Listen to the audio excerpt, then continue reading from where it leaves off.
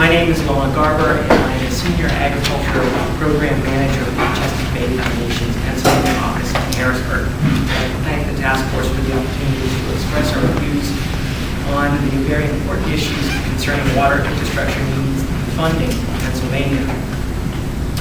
Our organization has already submitted written comments that I've provided tonight, and I'll include just a few details from those written comments. But I will primarily address the topic of financial resources that the task force is looking at. A little bit about the Chesapeake Bay Foundation. We are the largest nonprofit organization dedicated to the protection and restoration of the Chesapeake Bay and all its tributaries, and all of the resources that go into the Chesapeake Bay. With the support of nearly 200,000 members, our staff, scientists, attorneys, educators, and policy experts work to ensure that policy, regulation, and legislation are protecting the quality of the Chesapeake Bay and the entire 64,000 square mile watershed. While there are extensive infrastructure needs throughout the Commonwealth, half of Pennsylvania faces very immediate and very pressing needs throughout the Susquehanna and Potomac watersheds. Needs that must be addressed by the end of 2010 or federal enforcement action will be taken. It is the position of the Chesapeake Bay Foundation and many representatives from government and the private sector that significant state funding is needed now so that these communities are not left shouldering the entire burden for very costly wastewater treatment upgrades. There have been numerous media reports in recent months focusing on the high cost to municipal wastewater treatment plants associated with compliance with the Chesapeake Bay Compliance Plan.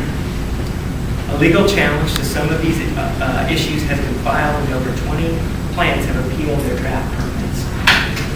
The critical point that has received far less attention is that these permit limits are not arbitrary. They are clearly required by the Clean Water Act. The Federal Clean Water Act requires all point source discharge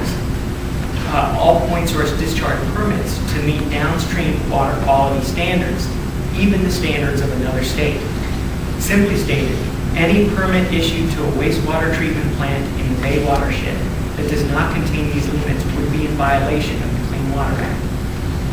Pennsylvania's wastewater treatment plants contribute to water quality problems not only in the Bay, but also in our own rivers and streams, and thus are now legally required to limit their output of nitrogen and phosphorus, the main polluting agents contributing to the violation of Maryland's water quality standards. Pennsylvania has a legal obligation not only to clean up the Bay, but also our own waters. Of the nearly 16,000 miles of repaired streams in Pennsylvania, and of those 16,000 miles of repaired streams, over 2,600 miles of our own streams and over 13,000 acres of our own lakes fail to meet standards because of nutrient pollution. Thus, Pennsylvania's Bay Compliance Plan will also address an important water quality concern here at home. I'd like to shift gears and speak briefly about agriculture.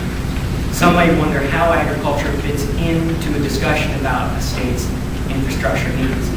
But I trust many of you are well aware of the relationship between healthy farms and good water quality. Indeed, it is important to understand our farmland as green infrastructure that needs investment and good management, just as our treatment plants, our dams, roads, and other infrastructure require good management and investment. Here in the Susquehanna watershed, the dominant working lands that do double duty as green infrastructure are our farms and our forests. Productive farms following good conservation and nutrient management practices not only produce food, but deliver cleaner water to our watersheds and greater recharge to our groundwater. Nevertheless, our farms have come under increasing scrutiny as sources of pollution to the Bay, and some people have suggested that we can achieve the entire pollution reduction goals if we simply focus on agriculture. This view is not in keeping with the facts. We need all sources to reduce pollution levels in proportion to their contribution to water pollution if we are to comply with the Clean Water Act. And while the pollution reductions from agriculture are generally cheaper than other sources like sewage treatment plant and stormwater management, the cost is still significant, and most farmers are in no position to meet all the requirements on their own without any financial and technical assistance. Farmers, like sewage treatment plant ratepayers in over 185 Pennsylvania communities, are facing very substantial costs, and they're facing them now. The most recent cost estimate for the required sewage treatment plant upgrades in the Chesapeake Bay watershed in Pennsylvania is $1 billion. The cost for farmers to comply with the required reductions is nearly $600 million.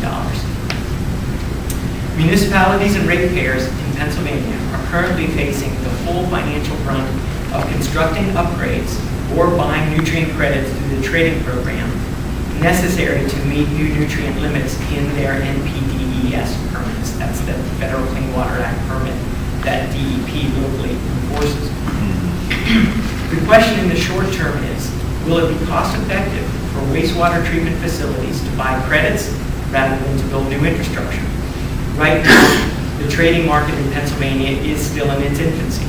Currently, the cost per pound of nitrogen removed from capital investments is lower than the cost per pound to buy nutrient credits. Over time, this may change.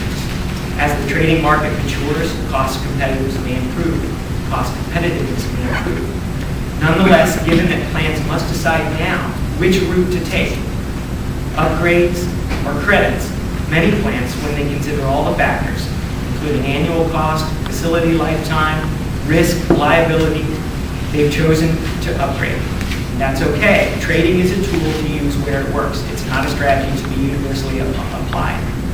But given these high burdens on municipalities and farmers, both sectors with limited financial resources and significant regulatory obligations, Chesapeake Bay Foundation believes that the Commonwealth must provide funding to help them achieve Clean Water Act compliance. Recently, a coalition represented by our organization, as well as the Pennsylvania Municipal Authorities Association, the Pennsylvania Farm Bureau, the Pennsylvania Association of Conservation Districts, and the Pennsylvania Builders Association, called upon the state legislature and the governor to enact in this year's budget a significant down payment toward reducing pollution in our streams and meeting our mandates for the Chesapeake Bay. Many organizations have since joined us in calling for this funding. The proposal also calls for modifications to the existing trading program that promise to offer more flexibility and reliability, particularly for the building community. This plan that I talk about is called the Pennsylvania Fair Share for Clean Water Plan. Mr. Kyle mentioned it in his comments. In its first year, the Fair Share plan would invest $170 million toward half of the total cost of the wastewater treatment plant upgrades and farm conservation practices and the services needed to meet these looming Bay mandates. So just for 2008 and 2009, the plan calls for the following: $100 million to help municipalities finance wastewater treatment plant upgrades that are required by the Clean Water Act. $50 million to help farmers install conservation practices. $10 million for county conservation districts to expand conservation assistance to farmers statewide. Because while these are installations that farmers themselves take on their own operations, they typically need the technical assistance that conservation districts provide them.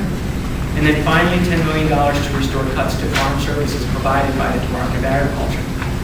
And we also call for changes that would strengthen the state's nutrient credit trading program to include a credit bank to provide flexible options for additional reductions in nutrients to accommodate future growth and development.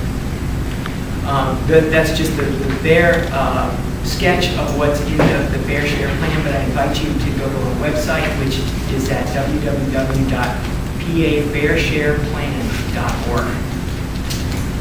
In total, over the next 7 years of this 7-year plan, $500 million in state funding would be invested in a 50-50 state and local partnership to meet wastewater treatment plant upgrade requirements.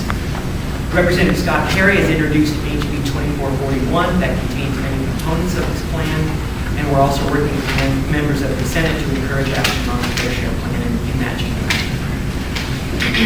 Delay in implementing the compliance plan for meeting the Chesapeake Bay requirements is something that Pennsylvania can no longer afford to do. Simply put, implementation by the end of 2010 is required by federal law. But Pennsylvanians will be the first to benefit from making investments to meet our Chesapeake Bay obligations because it will be our streams and our rivers that will be cleaner. We will have cleaner, cheaper drinking water, improved recreational opportunities and quality of life, improved animal health on our farms, improved opportunities for tourism, and a legacy of clean water to pass on to our children and grandchildren. Though I'll close with this. As your task force continues its very important work in assessing the infrastructure needs and funding needs across Pennsylvania that are quite substantial, we believe the Commonwealth needs to act now to approve the fair share plan versus putting it off for another year, as that would simply be too late for many communities that are facing these requirements right now.